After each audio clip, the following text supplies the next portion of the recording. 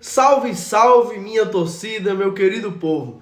Hoje tem 23ª rodada do Campeonato Brasileiro com grandes jogos que estão à sua espera para você assistir, curtir com sua família, deixar a sua inscrição aqui nesse nosso canal, ajudar esse projeto a crescer, tomar forma. Então bora lá, vamos deixar de enrolação e bora falar sobre os 10 jogos dessa 23ª rodada do Campeonato Brasileiro, porque essa rodada é um divisor de águas. Por quê? Vou dizer o porquê de você. Vou começar logo por Fluminense e Corinthians. As duas equipes sonham com uma vaga pré-Libertadores ou Libertadores, mas precisam emplacar nessa competição.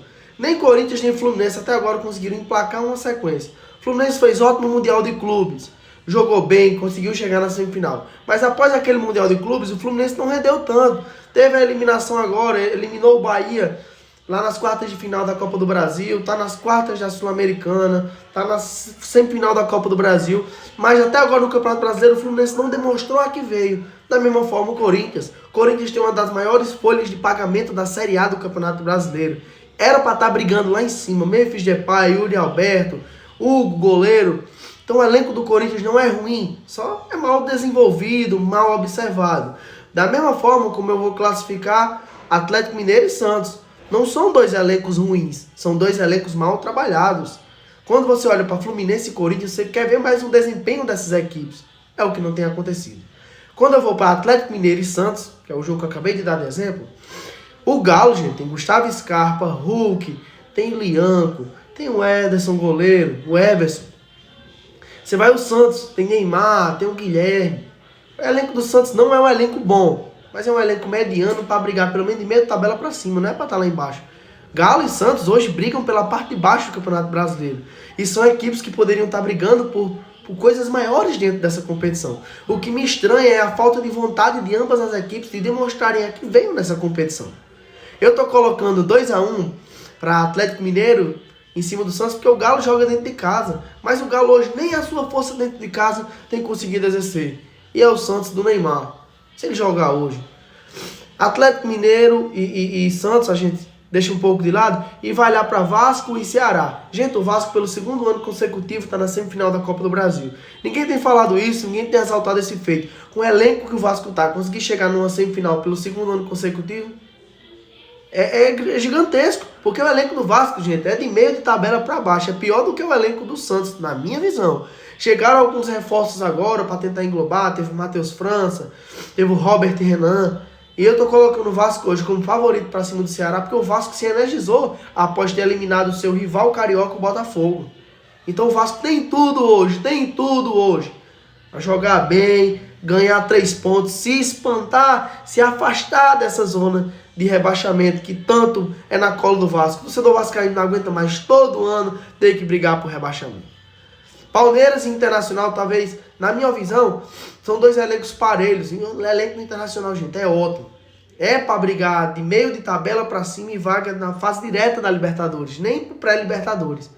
Mas o Internacional não tem feito o jus do seu elenco. Até agora o Inter não chegou em 2025. Parece uma equipe que está de férias em pré-temporada. Mas o Palmeiras do Abel Ferreira também não vive grande momento. Qual foi o grande jogo do Palmeiras do Abel Ferreira até agora? 1 ou 2 jogos, ou até 3. Mas ainda não demonstrou a que veio. Mas está na parte de cima, tem ganhado seus jogos aos trancos e barrancos, o que vale é 3 pontos. Na minha opinião hoje, Palmeiras 3-1 para cima do Inter. Botafogo e São Paulo, minha opinião de jogo mais equilibrado dessa rodada. Elencos parelhos, o elenco do São Paulo está se reconstituindo, o do Botafogo está se refazendo, está sendo remontado. Eu vou de 1-1 nesse jogo pela capacidade que as duas equipes têm. São Paulo tem empatado muitos jogos e o Botafogo também. Então eu vou de 1-1 nesse jogo e quero ver até que saia uma vitória. Na minha visão, o São Paulo pode ganhar, o Botafogo também pode ganhar. Eu creio que empate porque eu não vejo agora as equipes com aquela vontade de ganhar. O Botafogo foi jogar as quartas de final da Copa do Brasil, não jogou nada. O Vasco jogou melhor os 2 jogos. E o São Paulo, minha gente, tá precisando engrenar aí uma boa sequência para chegar lá na parte de cima da tabela.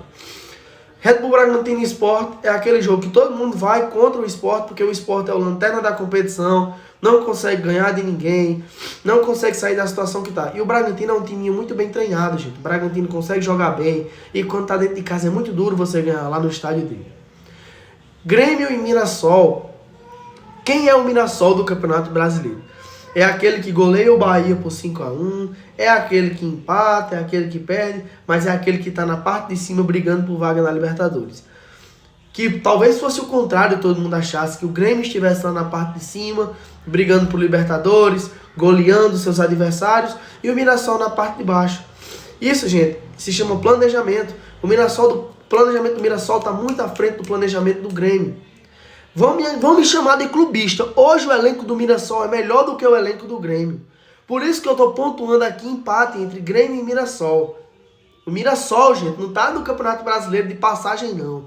Muita gente falou que o Mirassol não sabia o que ia fazer na Série A. Tá aí, ganhando de equipe grande, dando trabalho, somando ponto. Tá praticamente com chance zero de rebaixamento para a Série B. E o Grêmio, com chance de cair, quando joga em casa, joga mal e empata. Teve aquele empate com o Flamengo que foi muito louvável, mas o Grêmio deixou de jogar. O que a gente quer é que o Grêmio do Mano Menezes jogue. Não tem jogado. Então, é jogo para empate. Pode até dar uma vitória do Grêmio, mas eu creio que seja empate. Bahia e Cruzeiro, outro jogo equilibrado. Não sei como é que o Rogério Ceni vai armar o seu time agora pro Cruzeiro, porque o Rogério Ceni ficou naquele naipe depois de o Bahia ter sido eliminado pelo Fluminense na Copa do Brasil. Tem tudo hoje para ser aquele jogão de almanaque, viu? Que o Cruzeiro tá muito bem montado, o Caio Jorge tá comendo a bola, é jogo todo, é gol todo jogo. É artilheiro do Campeonato Brasileiro, sempre convocado para a Seleção Brasileira. O Bahia tem o Jean Lucas, que foi convocado, que também joga muito bem. Mas eu quero ver de que essas equipes são capazes de trabalhar hoje. Eu vou de 2-2 nesse jogo. Fortaleza e Vitória. O Fortaleza, gente, que mal... De todos esses anos de planejamento legal, com tudo em cima, esse ano foi o pior ano de planejamento da equipe do Fortaleza. Fortaleza hoje está na zona de rebaixamento, com chances de ir para a Série B, e chances reais, porque ele não está somando pontos. E a gente já está na 23ª rodada do Campeonato Brasileiro. Praticamente nós temos o quê? 15 jogos, são 30 pontos em disputa. Então, o Fortaleza vai ter que somar esses pontos. Vai ter que somar esses pontos. Perdão, são 45 pontos em disputa. São 3 vezes 15, 45. Perdão, eu errei na conta aí. Porque na correria aqui eu errei. São 45 pontos em disputa. Vamos supor que o Fortaleza faz 30 desses 45, que tá difícil, não fez isso no primeiro turno todo, vai fazer no segundo. Mas pode crescer. Já demitiu o treinador novo, tá contratando outro. O Vitória, gente, é aquela equipe que todo ano briga para não cair. Mas, ao meu ver, é triste, porque Fortaleza e Vitória são duas camisas pesadíssimas aqui do Nordeste. E tem tudo, gente, para crescer, para somar, mas não tem demonstrado esse crescimento. Quando a gente vai para Juventude e Flamengo, lá no Alfredo Jaconi é difícil demais de jogar. Clima baixo, temperaturas frias e sempre uma adversidade do campo, não da equipe do Juventude. Qual foi o grande resultado do Juventude? Aquele 2-0 contra o Vasco, em casa. Mas hoje pega o Flamengo do Felipe Luiz, que hoje é a equipe mais bem montada do Brasil. O Flamengo do Felipe Luiz, a cada jogo, tem conseguido somar melhor seus pontos, tem conseguido mostrar o que é. E eu não duvido que esse Flamengo do Felipe Luiz bata aquele recorde de pontos do Flamengo do Jorge Jesus, porque é um elenco melhor, mais encorpado, e o Felipe Luiz é um grande treinador. Resta a gente ver como é que vai ser o desenvolver desse jogo, porque jogar lá no Alfredo Jaconi não é fácil. Eu tô colocando 2-1 pelo Flamengo por causa do elenco, tô sendo até um pouco clubista. Me perdoe, torcida do Juventude, mas não tem como eu hoje dizer que o Juventude tem chances de ganhar do Flamengo. No primeiro turno, gente, foi uma lapada. E agora, no segundo turno, se não for outra lapada, é porque vai jogar, tem as questões de fator em casa, e jogar lá dentro realmente é um grande caldeirão. Essa aqui foi a minha humilde análise sobre esses 10 jogos da 23ª rodada do Campeonato Brasileiro. Eu queria pedir a sua inscrição e deixar aqui nos comentários o que você acha desses 10 jogos. Se você achou que eu fui chato, que eu falei besteira, que eu falei alguma coisa fora do normal, coloca aqui nos comentários. Se não, deixa a tua inscrição, compartilha esse vídeo para que alcance a maior quantidade de pessoas. Fica com Deus, um abraço e até o próximo encontro.